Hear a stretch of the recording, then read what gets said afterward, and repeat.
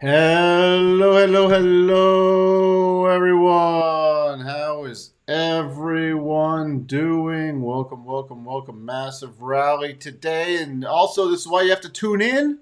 I will have Bob on in a couple minutes, so you'll get his thoughts on the rally. So that's why you have to tune in to every episode, because you never know when important guests are going to be on. Good afternoon, Patrick. Yo, Gary. Yes, it was a good day for the longs. Hey, Daniel. Good evening, Anissa. Hey, Coco. Yes, well, that escalated quickly. That pretty much sums it up. All right. By the way, after we stopped the live stream this morning, Chicago PMI came out 37.2 in deep contraction since the 70s. Every time it's dipped below 40, it's been a recession. It's a perfect indicator on a dip below 44, calling a recession. So just pointing that out too. We will get to the Powell stuff in a second. We had the JOLTS numbers come out. We had crude, of course, and the big thing, we had Beige Book. But Powell, Dovish Powell ruling the day. Stock market, it was hard to find anything red. You had to work hard to find red today. Sectors, everything. Technology up nearly 5%. Fed Watch Tool, 75% for that 50 basis points. I'm surprised there's still 25% left for the 75.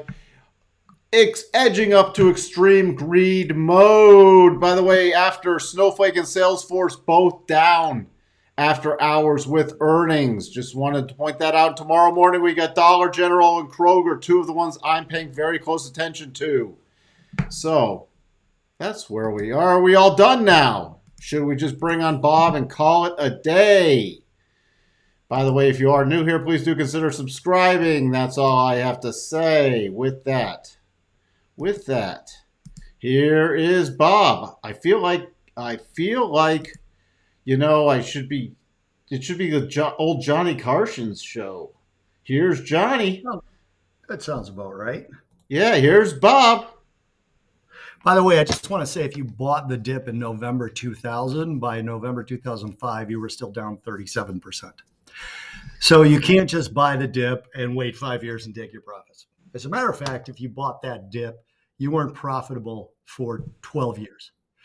So, yeah, 11 and a half, let's be fair. Anyway, that's just a sidebar for Coco, my friend Coco. The downtrend line is old news. Okay, so Coco, reassess and say just buy and take your profits in 15 years. I don't think I could find a 15-year period where stocks didn't go up. But 15 years from now, I'm probably not trading anymore. So let's talk about Powell. Obviously, we had a strong rally, as you know, theater of the obvious, good day for the longs. This is within the playbook that Mike and I listed out when we said that Mike had said that he saw a short to medium term reversal in stocks, but nothing long term. He has not seen a turn yet. I said I thought that, the SPY was the same thing, Coco. You were not profitable yet if you bought in 2000. Anyway, so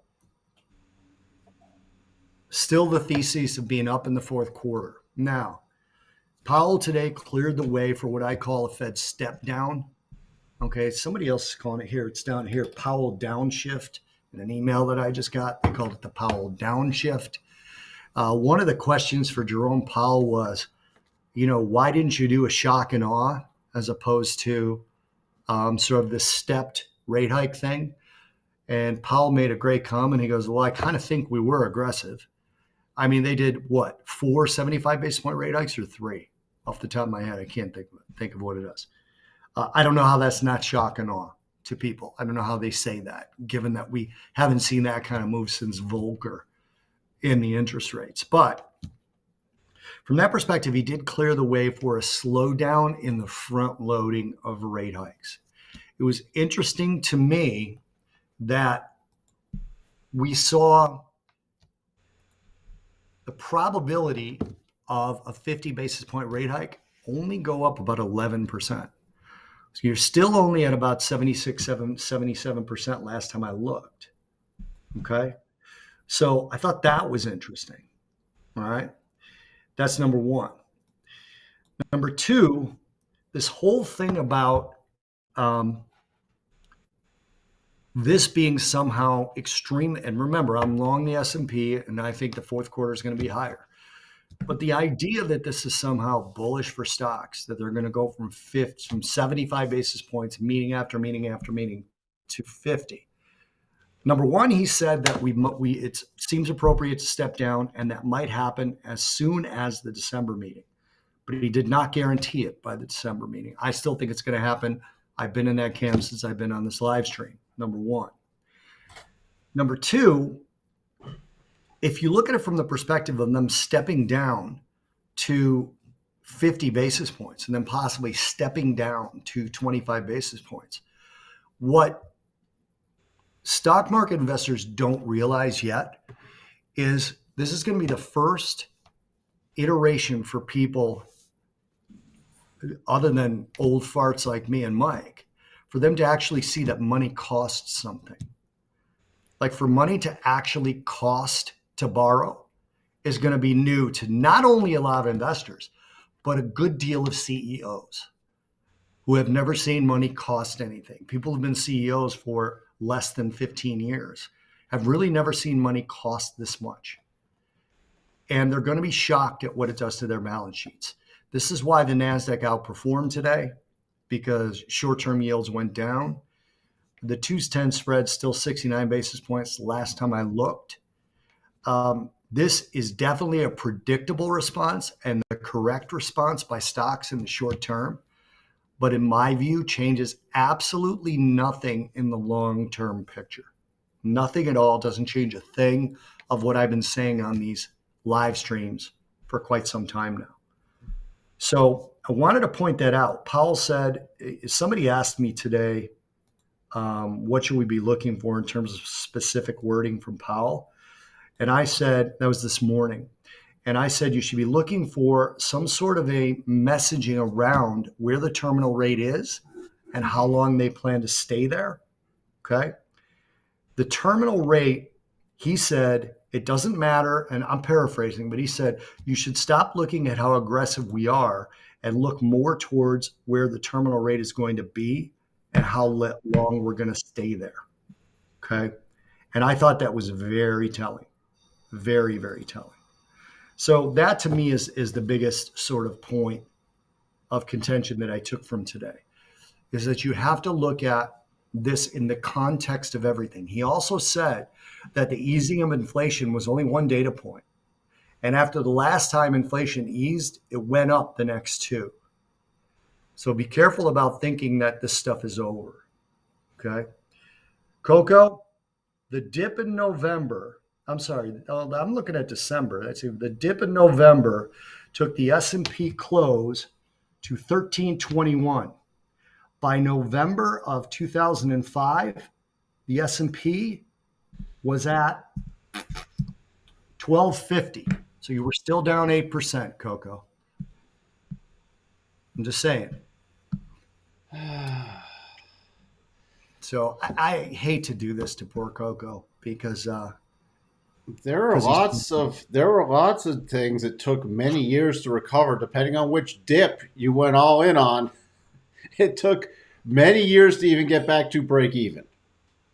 Yeah, I said the November dip. So if you go to the November dip and then you go to November of 2000, then you go to November of 2005 in the S&P futures, It's still in the SPY. I mean, you're still below it. You're still down. Let's see exactly from the close month to month, 3.6%. Who said stocks? This is the S&P, you knucklehead. What do you think the SPY is?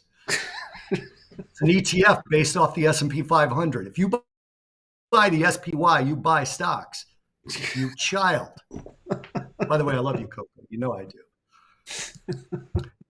Coco, don't stop. But I just buy the SPY. I don't buy stocks. Well, you're buying stocks by proxy. It's like I only trade the S&P 500. I don't trade stocks. Well, hey, Coco, if I'm ever being too mean, make sure you let me know because we're kind of breaking balls here. But yeah, you're wrong again, pal. That's it. Oh, well. So Daniel started his adventure back in finance was all saver certificates were new. Wow. Wow. Gary remembers when CDs were popular. I remember driving around with the cassette deck in my 78 Camaro. Hey, Gary the golfer, CDs might be popular again if you're talking about certificates of deposits. Yeah. If you're talking CDs about have come compact back disc, in. I had an 8-track in my first car. It was an 81 Buick. There was an 8-track player in it. I had three tapes: Elvis' best hits, Barry Manilow's best hits, and Kenny Loggins' The Gambler, all on 8-track. Anyway, those were my mom's. I didn't buy them. I for a while when I was working on my 68 Chevelle SS 396 big block board 20 over, I had to get a crap car to just drive around, so I got a 78 Mustang, and it had an 8-track in it. I mean, I got this car for like $350. Okay, It's not really a crap car, Mikey, if you did some work on it was a crap, but it came with 8-track it. It was a tape. So good car. the radio didn't work, but it couldn't tune in anything. So the 8 tracks that came with in the trunk were the only things I could play in that car for like 2 months while I was working on the Chevelle. So Hey, real quick, Coco, the ES futures, the S&P futures are not individual stocks either. They're 500 individual stocks.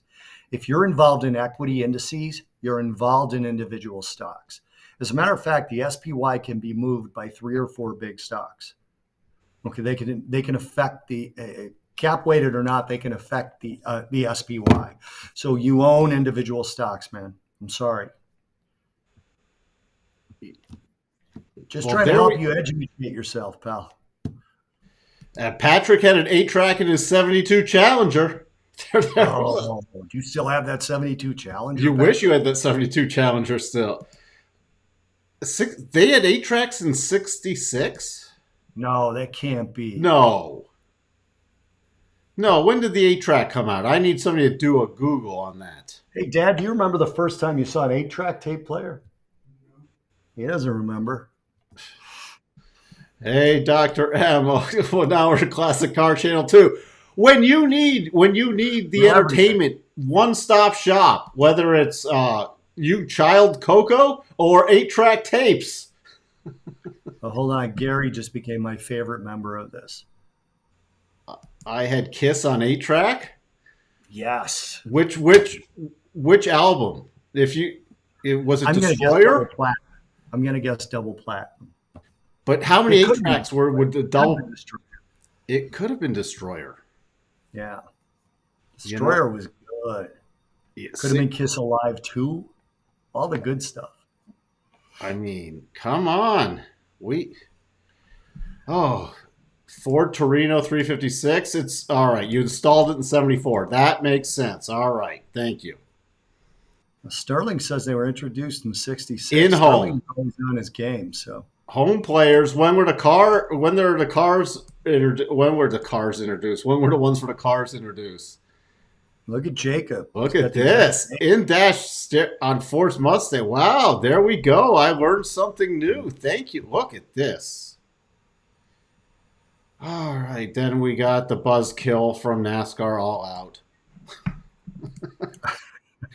We were talking cars and markets. All right, so any other thought? Now, does this change anything with this rip your face off rally? We still got 2 more days of numbers coming out, and we got non-farm payrolls. You could get you were right, Mike, it was Destroyer. You could actually get a pretty sharp reversal if PCE is, there's theories out there that the Fed sees the numbers. I don't know if that's true or not. I don't want to spread the theory, but I also don't know if it's true or not. The way Powell talked, it seemed to me like he didn't necessarily think PCE was going to be bad. But if PCE is bad, a lot of this could be reversed. And I suspect that his comments on the data was why we are only at about a 77% chance now of a 50 basis point move instead of 85 or 90%. I expected to see it in the high 80s. So it was a little shocking to me that we were still in the mid to high 70s on the Fed Watch tool. So you could actually get a fairly significant turnaround But I suspect people would probably buy this Nasdaq at the 200.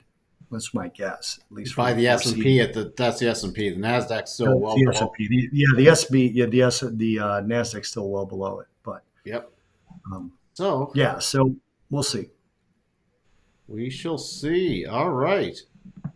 Well, that's just because NASCAR, you tried to talk about stocks again when we were on cars. And who wants to talk about stocks when they were only up 3.26%? And your name is NASCAR. Yeah.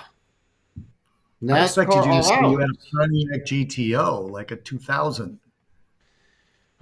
So, all right. All Uh, right. so you'll be back on tomorrow afternoon? I'll PCE be back on numbers? tomorrow afternoon. Yes, I'll be All back on right. tomorrow. Then we will talk to you then. All right, guys. Cheers, Thank you. everybody. All right. Hey everyone. Okay. I hope you spotted the intraday pattern today. Coming down, we finished the double topping pattern, came into the key little area of support with, well, how did that get moved? With this, oh sorry, with this bigger double bottom pattern. There was a double upon double upon double, but we had this key pattern right here, which was easily tradable on the 15-minute close. Nice, beautiful pullback to the candle body area and then launching the launch mode with that. So that was the first thing. Then the single body raise, and as I talked about before, on a move above today's high, and then with a follow through close was a percent B buy. So the breakout of the high, which was also nearly with that, you could have got in on that double bottom, and then just riding it up. All right, we did close above the 62.5. We're almost to the next key target area of 41.22, and we could theoretically still run to 42.24. So next stop raise area is 41.20, or a little area. We have a major downtrend line also. A major, you can see it here on blue. So in this area is, I would be looking to at least bank some profits on this little move up and then leave some left to run potentially, because now the old resistance area from the 15th and the 25th is now key support with the 200. By the way, the potential double top that never confirmed or triggered, off the table. So we don't have to worry about that anymore. Nearly back to overbought conditions. So if you're watching for the pullback overnight, 40.50 is the key pullback level. And as I said, the next major target is 41.20. Then the next minor area is 41.40, then 41.88, then 42.24. The Nasdaq also triggered a percent B buy with the break of the high and confirmed with the close with the channel. By the way, this might look horribly sloppy, but since this was not a double top, this is technically a double top. Just want to point that out. So if this move was reversed and it got a daily close below 11,465, you could see the return to the low area. That's the only really key bearish pattern that there is. We have that. Two tops, sloppy middle, but it does qualify. Now, remember, we already triggered the double bottom back on the Friday, 11th of November. The slight pullback that did not invalidate the pattern, and now we're the highest close since the 15th. So the next target area, which has been in place the whole time, never invalidated, is 12,373. That's where we sit also. We have about 6 minutes left, but it looks like on the daily basis we will close above the 62 and a half. So that I would definitely be targeting, because the 75% harmonic here is also with that target, and then could easily see probabilities of return to 12,677, even above the 200 simple. So the only buzzkill pattern would be the reversal with triggering this sloppy double top.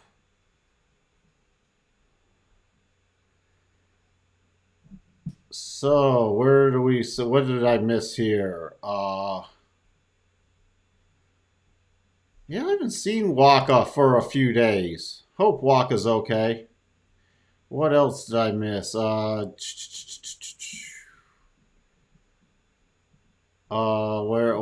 golf? What were we golf? Or I'm not. He's doing it on futures. The chart's a little different. Well, why are we arguing about stuff at this point? Last 15 minutes of the day in ES had massive volume spike into the close. Short. There was short covering all day. By the way, here there was short covering all day. Did anybody spot the little double in ARC? Anybody spot the little double in ARC? So we could still see another push with the crapo junk higher. It actually closed it. This had to be entered, of course, intraday because it already hit the first target. But that was key. Also, let me just get through some other. The patterns were fantastic today. That had the pullback level nailed. We got the doubles, then rolling in with the other signals. No potential double top on the Dow. We clean up the chart a little. Since we're almost to the next target zone. And by the way, if this does keep running, we could still get a rug pull at some point. There could still be something out there. I'm just marking off some key levels. But we're almost at 75 harmonic with the 34.7 projection and the 34.783. And remember, probability-wise, we could hit this 35.807. 35.807, which would take us up to the high area from last November, December, and January. It is distinctly possible in the Dow. Oops, how'd I get to that? All right, the Russell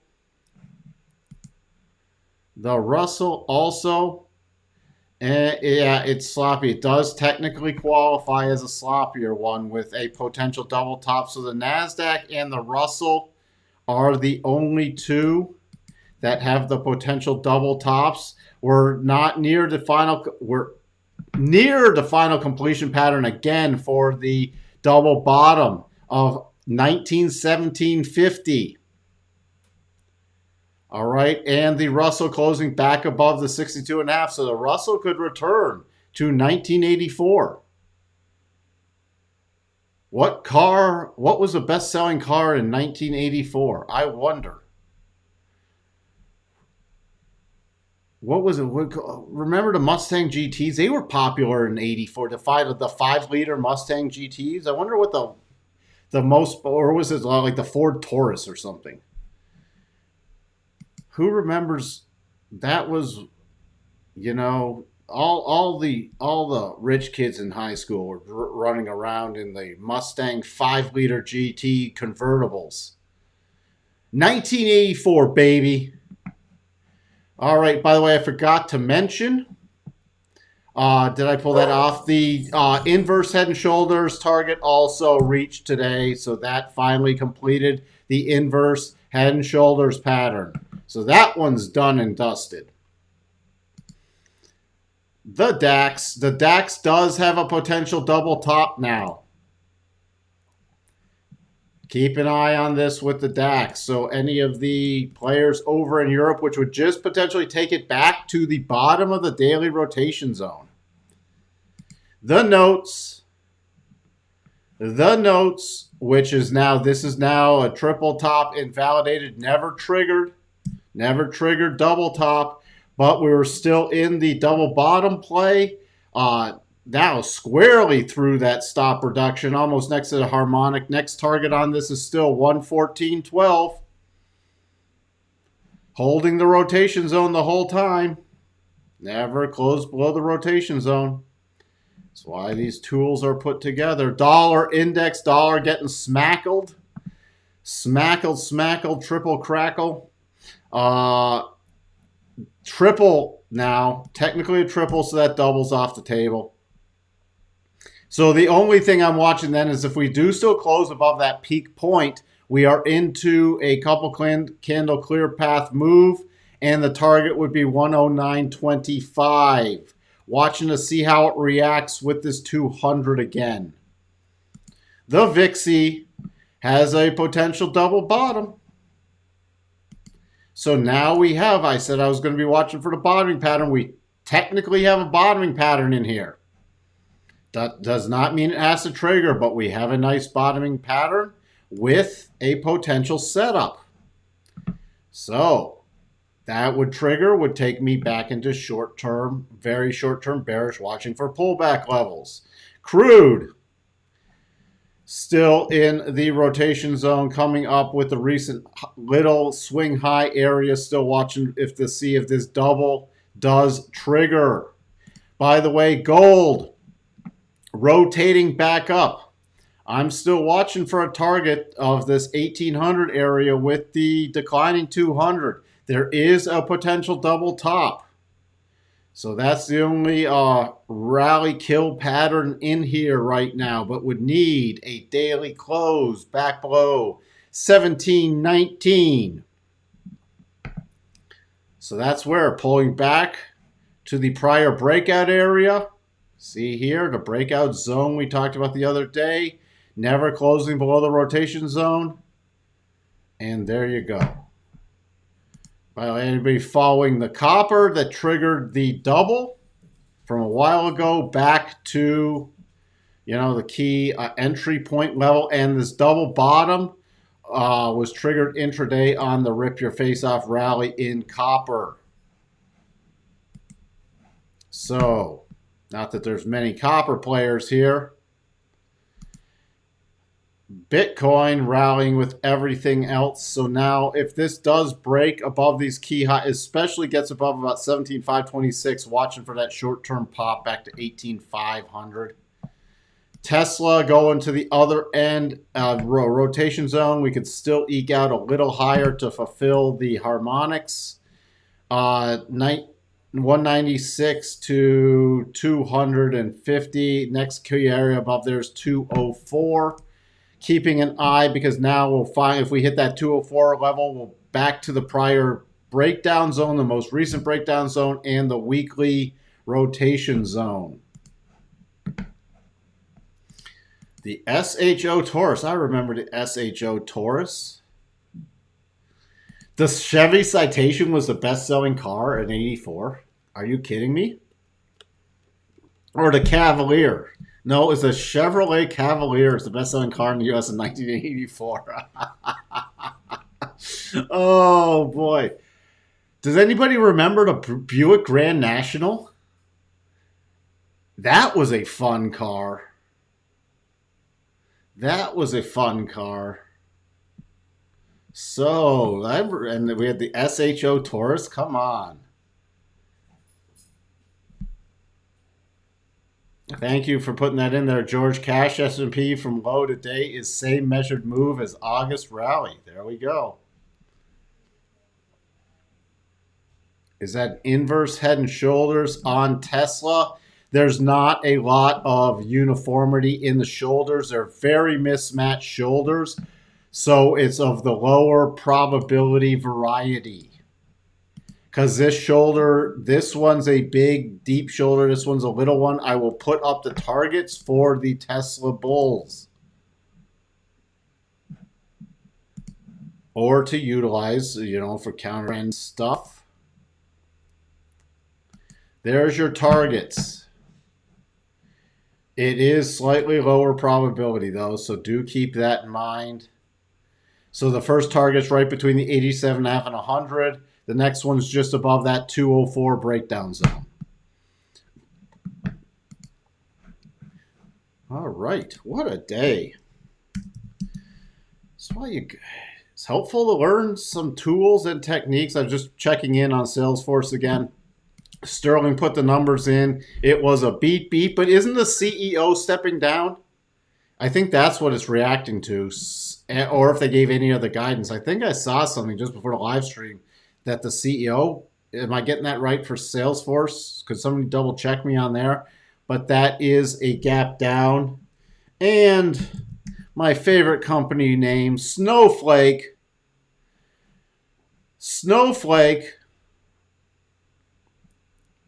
which I still have the old double top on there, but finally coming back down, reconnecting with that 87 and nearly with that 87 and a half again. That'll probably hit tomorrow morning.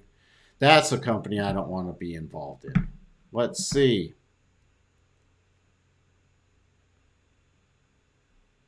The Grand National was a real stunner. That six-cylinder turbocharged. Oh, that was a fun car. That was a fun car. Well, you ate one of those up with your 70 and a half Z. What engine was in your 70 and a half Z? Okay. I mean, there were a lot of cars you could still eat up, but that Grand National was a fun little car. 78 Pontiac Trans Am. I didn't get the Pontiac Trans Am. I had the Z28 that I pulled. I pulled the engine in and built a 350 with 350, 10.5 to 1 compression. Still remember that. Fully streetable. Had ladder bars on it. The Chevelle, the 396 SS was barely streetable. It was tough to drive in the summer because that big block, man, it felt like your feet were sitting in a furnace when I drove that thing in the summer. But with slicks on, it turned an upper 10 with slicks, that Chevelle. Wouldn't turn a corner worth of gosh darn, but man, had a posi on it. Whew, that could tear some stuff up. That was a red with black racing stripes. That was a fun car. Jake wants NVIDIA. It's car hour and stock hour. Look at this. The NVIDIA, the double, still is in play. The double, we should still see, probability-wise, the reconnection with the 87.5, which would invalidate the double. Double's never triggered. No close below the rotation zone. Close in the rotation zone. Oh, this is still not. No, this fits in the rule because of this little thing that it's still a valid double. It does. So NVIDIA double still in play, so you have a great stop level. And we should still see 182.16. Yes, thank you, Salesforce co-CEO stepping down. Thank you. Your folks brought you home to a birth in the 69 GTO, 327, the old Chevy 327. Well, technically the Pontiac, but it was. Ah, wow. I wonder if CRM had any dealings with FTX. They're certainly politically aligned. I don't know. Okay, I want to know about this. I love cars. 70.5 Z, 327 with 550 lifts, 302 duration, solid cam, Muncie 4 speed, 8. That's nice. Ooh, they just don't make cars. The last really crazy car I did was a 2002 Dodge Viper ACR, American Club Racer version that was then Hennessy modified. That thing was a beast and a half. But you had to literally, if you were driving it on the street, had to start it in second gear because you just rip out with first gear. But that was a fun car. That was the last, like, what I consider muscle car that I did. Then I went into rice rockets. Then I went into I had to do a first year Subaru. Uh, what was that? The GT. The what was it? Oh, geez, I just blanked out. The GTI. What was that? I just blanked out. All wheel drive. The first year, the STI. That was what was GTI. I'm not. I'm thinking Volkswagen. That was a fun thing. Had that re-chipped, dual turboed. That was a rocket ship with the all-wheel drive. Absolute rocket ship. Somebody hit me head on. Did an illegal left turn. I ran into him head on and pretty much destroyed that car. So, Coco, you hate driving cars? Oh. Let's see. Yeah, there we go. See, I just getting through the college. My youngest son, who is a sophomore in college and works a dealership part time as a mechanic, has a 2004 WRX STI. Yeah, that's the same thing. And this was years ago. I had that 2005, 2006, 2007. It was total 2007. Uh, that thing was an absolute beast. What are the levels for a NASDAQ rollover? What to watch for where it rallies to? Well, we have the still upward patterns. The only thing that if this double triggered, that would pretty much trigger the end of the rally, because here's those key levels with that. Remember, then we look at the 62.5, and the second target is below the 62.5. So if this started breaking down, it could trigger the end of the move. Other than that, you have the rally levels still in place. 12,368, 12,677, 12,987.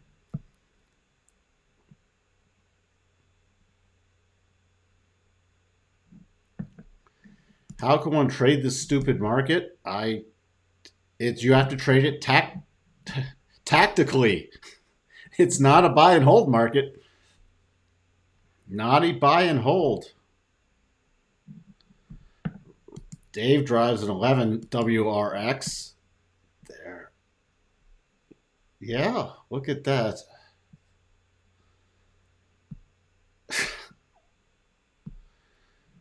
I think that was with the car getting totaled. A lot of rattling with the Viper.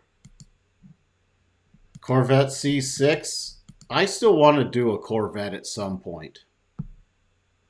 My Viper didn't rattle that much. My Viper did not, but that 12-cylinder was an absolute beast. And once you get the Hennessy tuning in it, it was the torque. I mean, you did chiropractor appointments from that torque.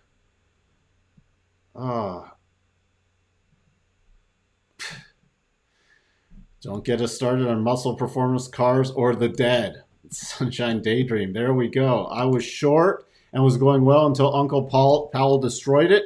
That's why you always know where your stops are. So you're not going to, in tactile trading, there's been plenty of stops that have been hit in this market.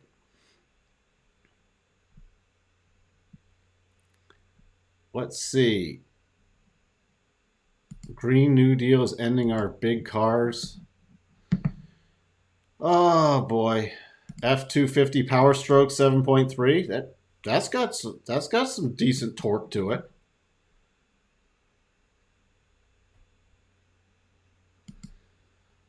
You've driven an S Plaid. Yeah, I mean, it's got the launch power on that's insane. There's plenty of other cars I'd own over for the same money over the Plaid, though. When you put all your battery launch on that thing, I still like. And now look at me. Now look at me. My next lease could be a minivan. Wife wants a minivan for the 5 dogs. Oh, can I get launch control in a minivan? Look how far I've fallen.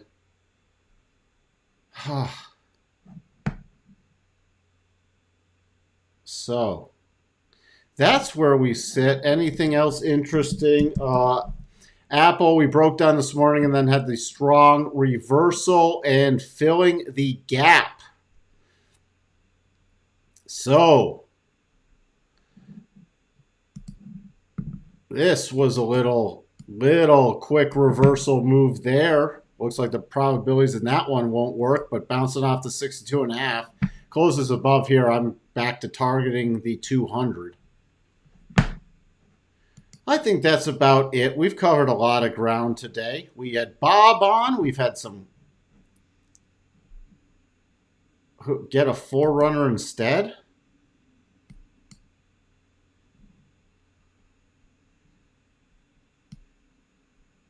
Yeah, it's whipped around a lot with Powell. So, all the more reason to start the vet project. I used to have the Viper out in Arizona, and that was a great car because you didn't have to worry about snow or anything else. You could drive it year round. I do a vet back in Arizona or warm weather. In Chicago, it just doesn't make sense because for pretty much like 5 months out of the year, I can't really drive the damn thing if I'm going to do it right. Or I don't want to drive it. Not taking it out in snow. That'll be the end of me. Time for coffee in the old Pippa. All right, everyone. The Forerunner is the only vehicle you can drive for less than $1,000 per year. Really? Give me some more info, Sterling. Send me some info, Sterling. My wife drove a 2016 Forerunner until this year, and we sold it for $6,000 less than we paid for it. Hey, P-Fay. I can't pronounce anything. Oh, now we got the bots. Boomer and Proud. We have all kinds in this. We have Coco the Younging, who doesn't like to drive. We got Gary the Boomer.